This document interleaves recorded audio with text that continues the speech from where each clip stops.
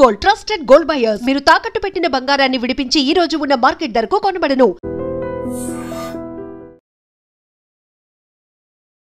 Hi hello నమస్తే, welcome back to our channel. నేను మీ వైషు. కొన్నిసార్లు ఆలోచన లేకుండా మంచి మంచి చదువుకున్న వాళ్ళు కూడా పిచ్చి పిచ్చి పనులు చేస్తుంటారు అనడానికి ఇప్పుడు నేను చెప్పబోయేది ఒక నిదర్శనం అనుకోవచ్చు.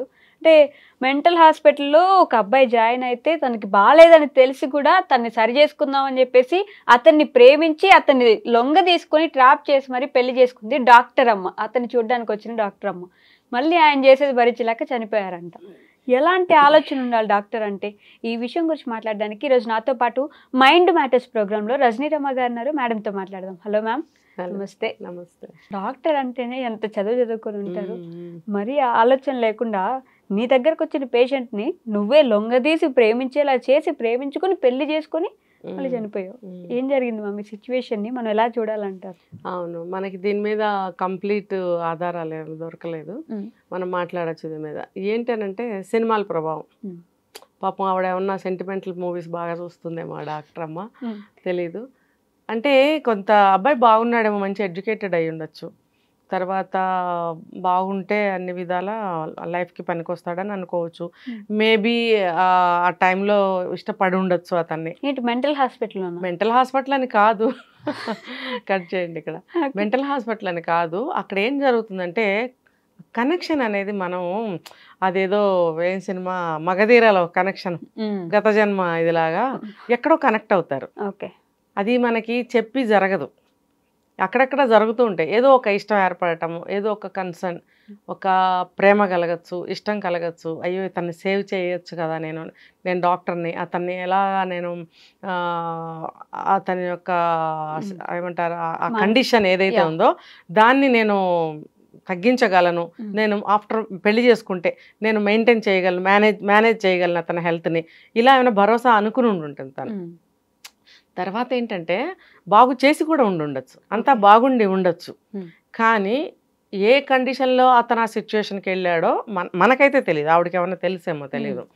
తిరిగి లైఫ్లో అలాంటి మెమరీస్ ఏమన్నా వస్తే, అలాంటి సిచ్యువేషన్స్ ఏమన్నా కనపడితే, అలాంటి సీన్స్ ఏమన్నా కనపడితే తిరిగి వాళ్ళు ట్రిగర్ అయ్యే అవకాశాలు ఉంటాయి.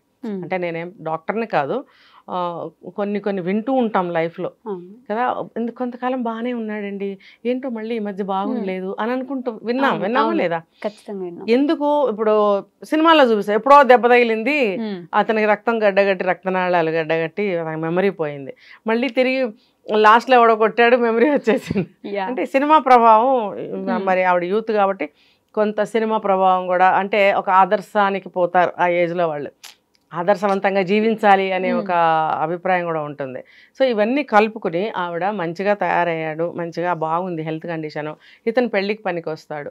దానికంటే ముందు ఇష్టపడిందేమో, అతను నచ్చిండాడు, మేబీ అతను ఎడ్యుకేటెడ్ ఏమో, మనకి ఆ వివరాలు తెలియలేదు. ఎడ్యుకేటెడ్ అయి ఉండొచ్చు, మంచి జాబ్ చేస్తూ ఉండొచ్చు, మధ్యలో ఏదైనా యాక్సిడెంట్ జరిగిందా, వాళ్ళ ఫ్యామిలీలో ఏదైనా ఇన్సిడెంట్స్ జరిగి అతని మైండ్ అప్సెట్ అయ్యిందా అనేది ఆవిడకే తెలియాలి. మేబీ అదేదైనా ఒక చిన్న విషయం అయితే చిన్నదే కదా, ఏముంది దీనికి లైఫ్కి పనికి వస్తాడు అని అనుకుందేమో, అనుకుని ఆమె కమిట్ అయి ఉండొచ్చు. కానీ చెప్పాను కదా, మ్యారేజ్ అయిన తర్వాత అతనిలో మళ్ళీ ఏ పులి బయలుదేరిందో, మళ్ళీ టార్చర్ పెట్టాడంట. వస్తుంది ఆ కండిషన్ వచ్చేస్తుంది వాళ్ళకి. తిక్కగా ప్రవర్తించడము, ఏదుంటే అది ఇసురు కొట్టడము, ఎదురున్న మనుషుల్ని కొట్టడము, సైకోల్లాగా బిహేవ్ చేయడం లాంటివి జరుగుతాయి. మరి ఒక మనిషి తట్టుకోగలరా? వాళ్ళకి ఒక పిచ్చి బలం వచ్చేస్తుంది, ఒక ప్రవృత్తి, ఒక రాక్షసంగా తయారవుతారు సైకోల్లాగా. ఆ కండిషన్ కనుక అలా తయారైతే అప్పుడు ఒక చిన్న అమ్మాయి ఎంతో అభిమానంగా ప్రేమగా ఉంటున్న ఒక భార్య లాగా భార్య ప్లేస్లో ఉండి ఇవన్నీ ఆవిడ రిసీవ్ చేసుకోగలదా, భరించగలదా? చేయలేదుగా. సో కొంతకాలం భరించి ఉంటుంది, ఆ భరించి చివరికి ఆవిడ ఆత్మహత్య చేసుకోవాల్సిన పరిస్థితి. అంటే ఆవిడ కెరీర్ అంతా కూడా బుగ్గిపాలైపోయింది. అంటే ఇది ఆలోచించాలి, మైండ్తో ఆలోచించాలి. అసలు నేను ఒక డాక్టర్ని, ఇప్పుడు ఇలాంటి వాళ్ళకి ఏదన్నా కల్పించవచ్చు, ఒక జీవితాన్ని కల్పించవచ్చు, ఒక లైఫ్ని ఇవ్వచ్చు వేరే విధంగా. తనకి అప్లై చేసుకొని తన లైఫ్ని పాడు చేసుకుంది. ఆబ్వియస్లీ అతని లైఫ్ అయితే పాడైంది, మరి తిరిగి తన లైఫ్ తనే పాడు చేసుకుంది. ఇది ఆలోచించలేదు తను. పెద్దవాళ్ళు కూడా చెప్పుంటారు, వినరు కదా. మాది ఉడుకు రక్తం, డాక్టర్ అవనివ్వండి, యాక్టర్ అవనివ్వండి, ఎంత పెద్ద లీడర్లు అవనివ్వండి, ఎవరైనా వాళ్ళు కూడా మనుషులే.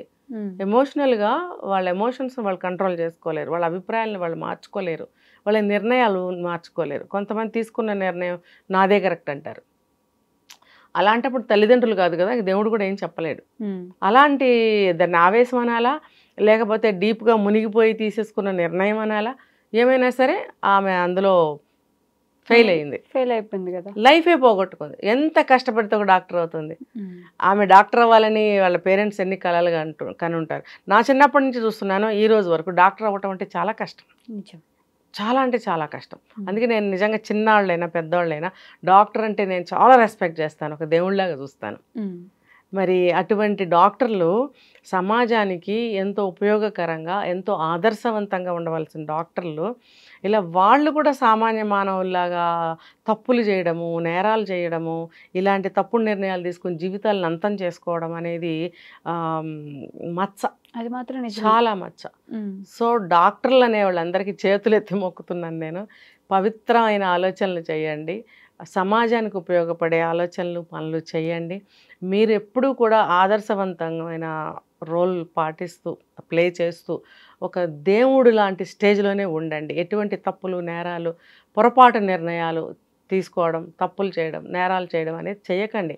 మీ స్థానాన్ని ఎప్పుడూ కూడా సురక్షితంగా పర్మనెంట్గా అలాగే ఉండాలి, శాశ్వతంగా ఉండాలి. దేవుడు, డాక్టర్ ఈజ్ ఈక్వల్ టు దేవుడు, అది మీరు శాశ్వతంగా ఉంచుకోవాలి ఆ బిరుదు అంతే. చిన్న డాక్టర్లైనా పెద్ద డాక్టర్లైనా.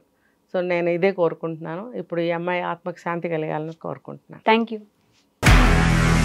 నిజంగా ప్రస్తుతం ఉన్నటువంటి సమాజం దేనికి ప్రయారిటీ ఇస్తుంది? ఆర్థిక సంబంధాల చుట్టూ మాత్రమే తిరుగుతుంది. మళ్ళీ ఎన్నికలంగానే చాలా విరక్తి కలుగుతాను.